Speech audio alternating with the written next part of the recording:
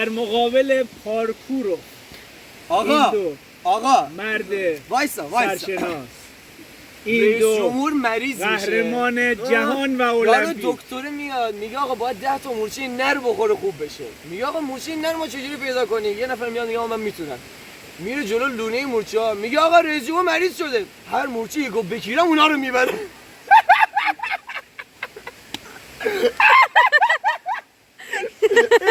اینو بشکن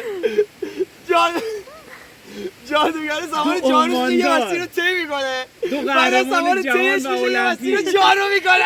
شیر مادر و نان پدر حلالت قهرمان. خدا قوت پهلوان. خسته نباشی دلاور. یارو